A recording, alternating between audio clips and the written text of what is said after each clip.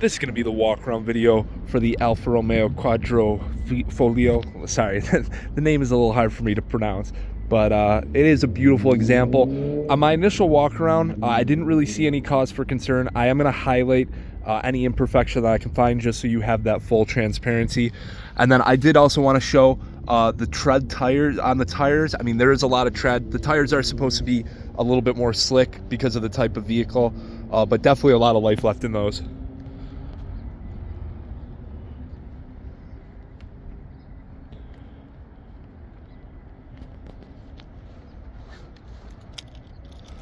So the one, or the little blemishes I did want to point out, it does look like, if you can see here, it looks like there were some minor rock chips that it was either paint corrected or they were just, it only punctured the clear coat and actually didn't affect the paint.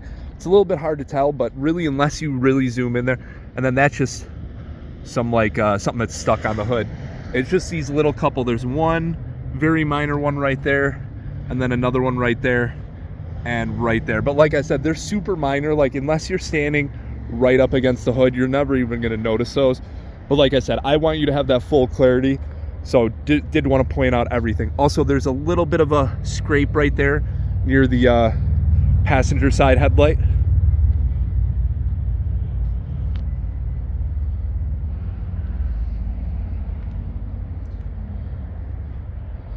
But yeah, apart from those couple little dings on the hood, really clean. There's nothing else really that I'm seeing here.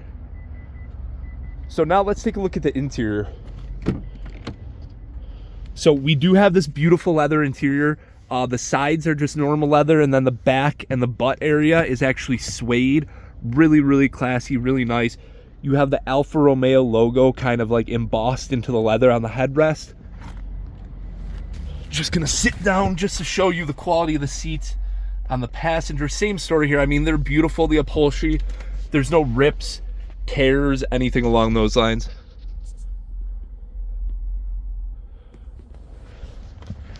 So I'm actually going to start the vehicle up with the door open so you can kind of hear how it sounds.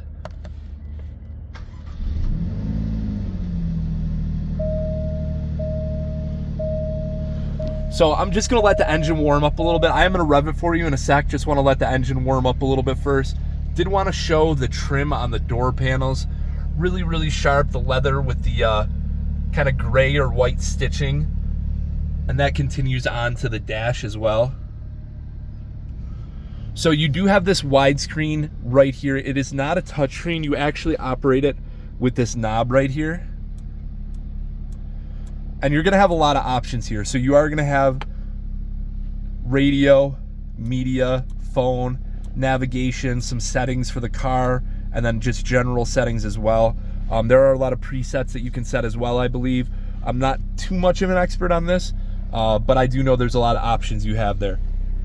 Now right here, this is going to be your drive mode shifting. So DNA is the way that the Alfa Romeo does it. The D is basically going to be like your sport mode. N is like neutral, so it's going to be like your normal mode, and then A is going to be more like an economy mode.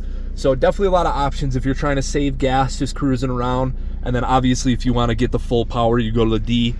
You do have a USB port right there, couple cup holders, parking brake right here, got storage space in the center console. I think that's actually a wireless phone charger based on that symbol right there. I'm not entirely sure on that. You do also have a couple of USB ports and an auxiliary port, as well as a old school like 12 volt adapter. Excuse me.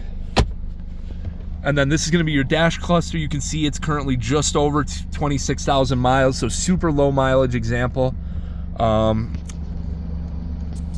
Just going to try and show you everything here. So this option right here is actually, it's kind of like a tow sensor. So if you have that on and the vehicle gets tilted more than a certain amount, it kind of sets off an alarm. So if anyone were to try and tow your car, the alarm would go off if you have that on. I'm not sure on all the other features, to be perfectly honest.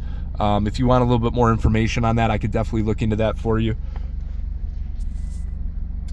And then we do also have some dome lighting for the back.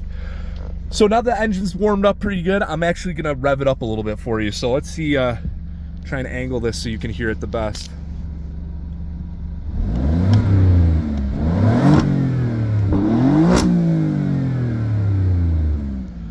You hear that pop from the exhaust? I mean, it is a really, really cool sounding car. You're gonna turn heads everywhere you go when you're driving around. So I'm gonna go ahead and conclude the video now. If there was anything else that you want a closer look at, feel free to let me know. I can come out and do another video or some pictures for you.